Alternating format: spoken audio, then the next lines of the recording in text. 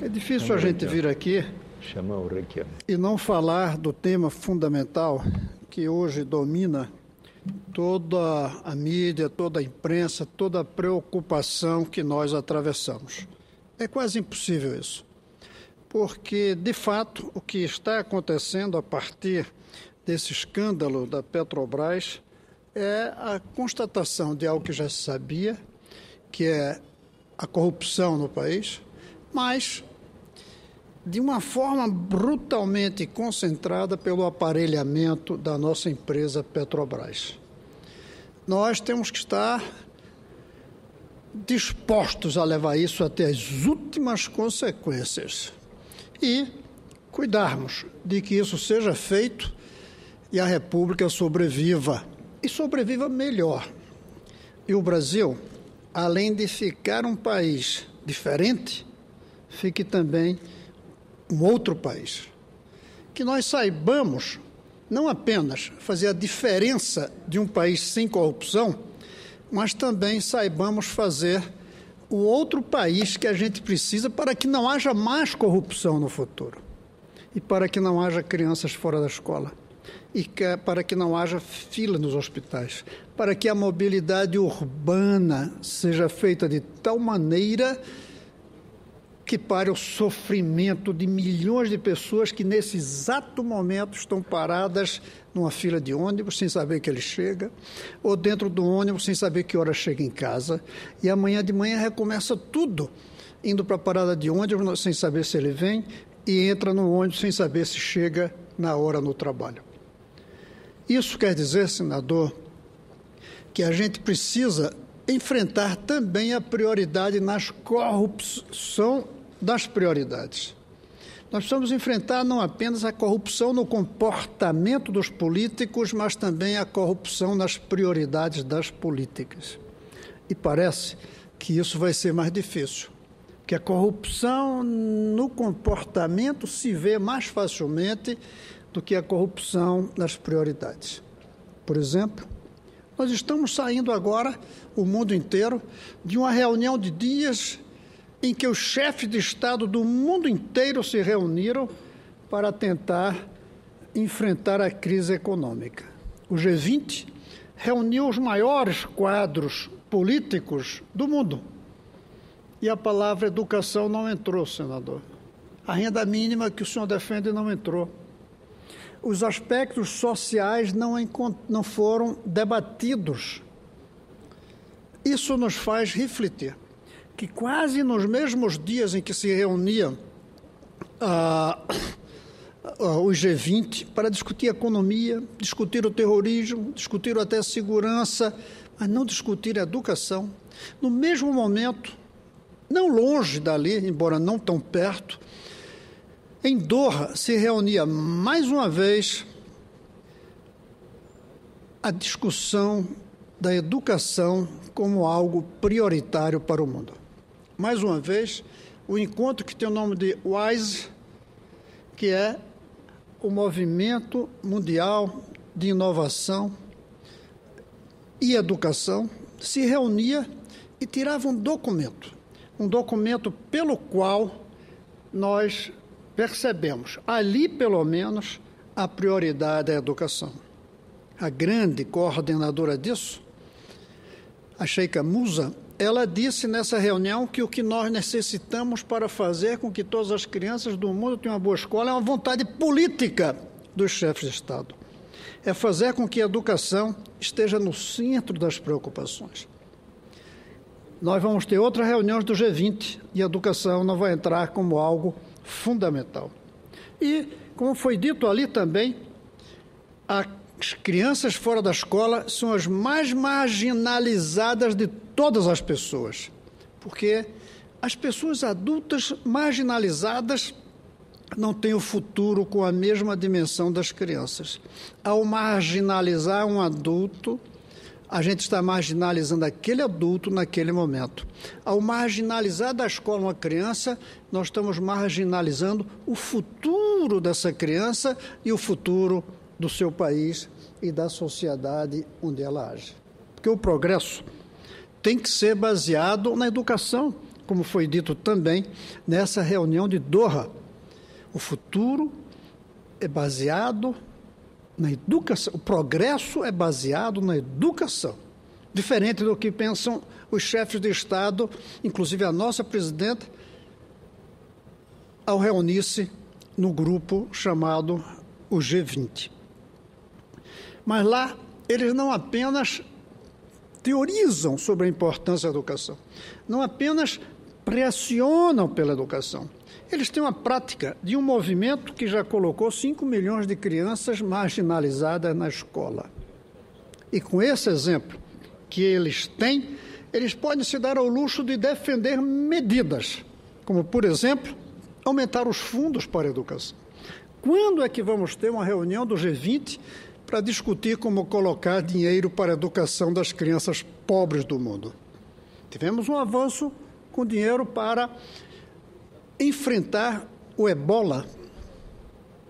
E quando é que a gente vai enfrentar essa ebola que é a falta de educação para nossas crianças? Que nem mata, mas condena a um futuro incerto, a exclusão social, a concentração da renda. Eles, nessa reunião, diferentemente do G20, eles defenderam o aumento mundial de fundos para a educação. Defenderam também inovar a maneira como se aplica esse dinheiro, porque nós sabemos, aqui no Brasil especialmente, que colocar mais dinheiro no mesmo sistema educacional que aí está, sem fazer as modificações necessárias, é quase que jogar dinheiro fora. Eu tenho quase de propósito, porque colocar mais dinheiro da educação traz alguns impactos, mas muito pequenos, se não mudarmos o sistema, a maneira de fazer a educação. E esse grupo, reunido em Doha, no Catar, com clareza, diferentemente dos chefes de Estado na reunião na Austrália do G20, defenderam mais recursos e inovação na maneira de aplicar esses recursos. Defenderam também, como terceiro ponto, o envolvimento da juventude na educação, não apenas da própria juventude, mas também das crianças. Mobilizar a juventude para que as crianças possam ter uma educação melhor e para que a juventude também se eduque mais. E outro ponto que eu gostaria de dizer, para concluir, é a ideia de priorizar a educação primária, especialmente para os pobres. Porque aqueles que chegaram num nível de renda maior conseguem ter uma forma de priorizar sua educação. Aqueles que ficam fora, os excluídos, os pobres, não conseguem e são condenados, permanentemente condenados. É um movimento mundial que a gente precisa e não apenas o Brasil. O Brasil pode dar o exemplo, senador Suplicy, mas é um problema muito maior, um problema de dimensão planetária. E, se não for enfrentado, trará consequências planetárias, como se vê com a migração forçada das populações obrigadas a imigrar por incapacidade de ter uma produtividade dentro dos seus países, por falta de educação, por não terem sido preparados para o mundo moderno. E são obrigados a fugir para outros países, criando os problemas que nós vemos estão sendo criados, tanto do ponto de vista social, quando eles chegam, como problemas ainda mais graves do ponto de vista moral, ao impedir esses emigrantes pobres ou imigrantes pobres de estarem no país. Por isso, senador, eu não podia deixar de abrir falando da minha preocupação com a crise que nós atravessamos do ponto moral da corrupção vergonhosa que está deixando essa população brasileira toda descontente, incomodada com o que vê todos os dias nos jornais. Mas chamando a atenção para a necessidade de enfrentar essa corrupção mais escondida, mais disfarçada, menos visível, que é a corrupção nas prioridades dos recursos, do uso dos recursos públicos. E, finalmente, fazer essa comparação entre a reunião dos chefes de Estado na Austrália, querendo discutir o futuro da economia, uma mobilização imensa de chefes de Estado. E a gente não vê uma mobilização igual para discutir a educação, nem a desigualdade social. E queria comparar com esse outro encontro, não muito longe dali, e que não é a primeira vez que ocorre, já há diversos anos que esses encontros acontecem em Doha, patrocinado pela Fundação Qatar, com o objetivo de buscar um movimento mundial, inclusive no Brasil, onde eles também agem no sentido de fazer com que a educação seja uma preocupação da humanidade inteira e não apenas de cada país individualmente. Por que a economia é uma preocupação mundial e a educação é uma preocupação local? Por que as crises econômicas elas mobilizam o mundo inteiro e os chefes de Estado? E essa crise terrível, que é a crise da educação das crianças, não desperta a mesma atenção em escala mundial. Felizmente, temos pessoas que ainda se mobilizam. Felizmente, temos governos que se preocupam, não apenas com seus países, mas também com o mundo inteiro. Felizmente, temos exemplos como esse que eu citei. Era isso, senhor presidente. Meus cumprimentos, senador Cristóvão Buarque, por sua sempre batalha pela atenção à educação e à diminuição das desigualdades. O encontro que Vossa Excelência se referiu da Fundação Qatar teve, então, esta preocupação com a melhoria da educação para todos os povos do mundo e também com as desigualdades. Permita que eu lhe dê uma informação. Nestes últimos anos, ali na Espanha, em decorrência das grandes manifestações ocorridas diante dos problemas de desemprego e tudo, então surgiu um movimento denominado Podemos. E este movimento Podemos se constituiu em partido político. E pela primeira vez pôde participar das eleições para o Parlamento Europeu, tendo eleito alguns representantes. Neste final de semana, houve uma reunião em que eles agora legalizaram o Podemos como um partido político para disputar as eleições na Espanha. E o Podemos tem grande preocupação com a educação. Dentre os temas defendidos pelo Podemos está a renda básica de cidadania. E a informação dada por El País, o principal jornal da Espanha, diz que Podemos está hoje como a maior força política na Espanha, nas pesquisas de opinião. Então, quem sabe as coisas comecem a se modificar positivamente pelo mundo. Eu agradeço a informação, porque esse detalhe eu não sabia e o senhor próprio disse que foi nesse final de semana. O Podemos eu tenho acompanhado bastante. E é algo que o Brasil precisa prestar atenção, porque é o resultado da degradação dos partidos espanhóis, basicamente dois, e que já não tem mais credibilidade. Então surgiu um movimento, não um partido inicialmente, surgiu um movimento em busca de algo novo, liderado por jovens, muito jovens.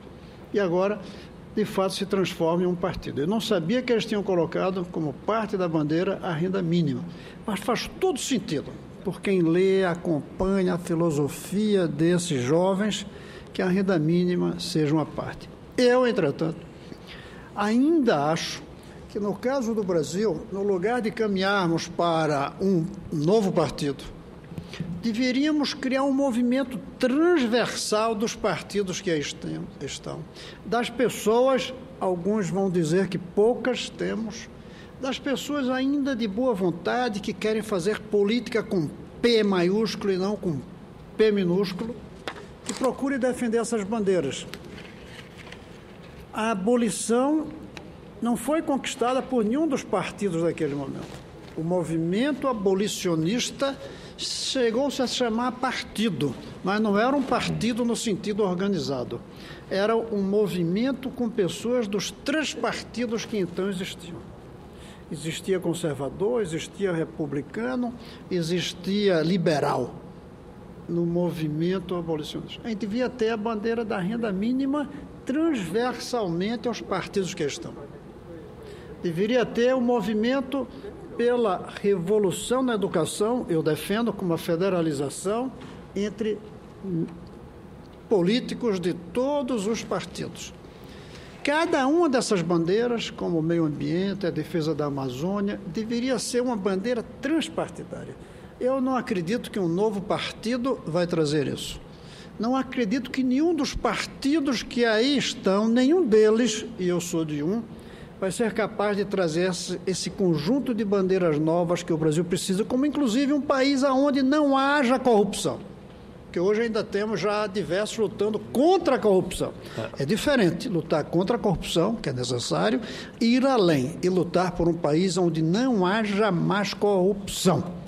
Tudo isso eu acredito que seria melhor um movimento transpartidário, uma organização transpartidária organizada em função de propósitos comuns de políticos. E aí talvez a gente possa dizer, nós podemos fazer isso, mesmo sem ter um partido chamado Podemos.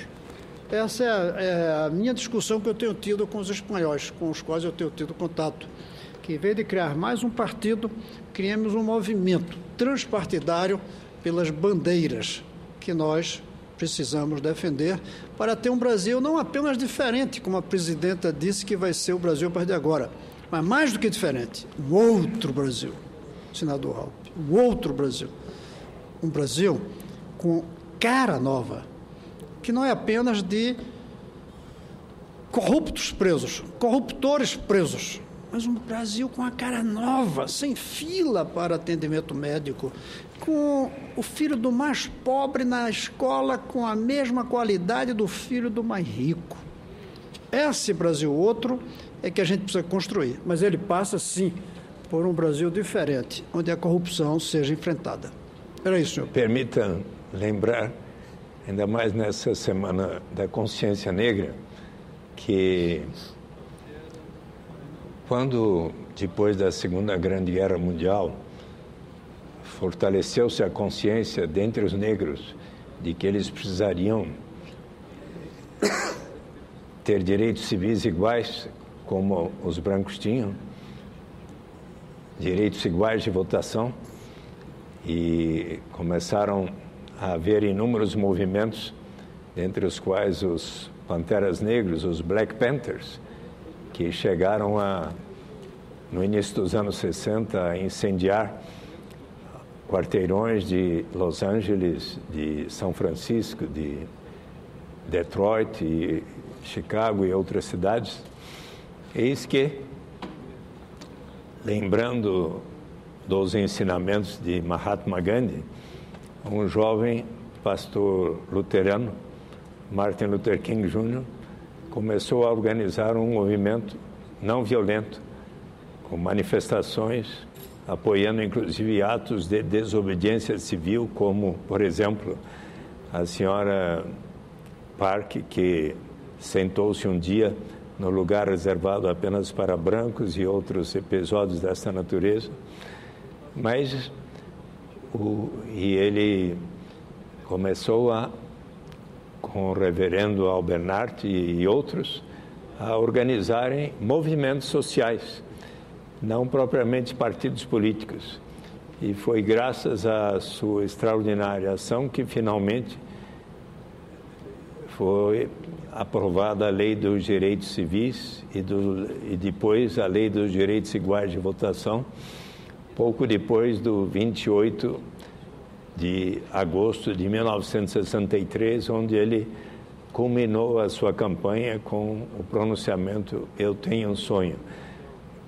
Como Vossa Excelência estava falando, de que muitas vezes movimentos sociais podem transcender os partidos políticos para realizar grandes modificações, é que eu lembrei deste episódio.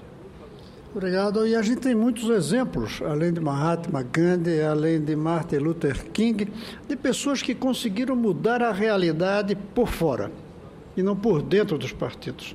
E aqui no Brasil eu citaria o nome carinhoso de Betinho, que foi capaz de criar um movimento de indignação com a fome, despertar para a fome, que levou ao Fome Zero, que depois agarrou positivamente a Bolsa Família, transformou a Bolsa Escola, transformou no Bolsa Família. Sim. Quem fala? Provavelmente isso não teria acontecido sem a indignação que o Betinho criou. E Betinho não foi militante político partidário organizado. Ele foi militante político por meio de um movimento. E eu creio que nós precisamos, no Brasil, fortalecer esses movimentos. Era isso, senhor presidente.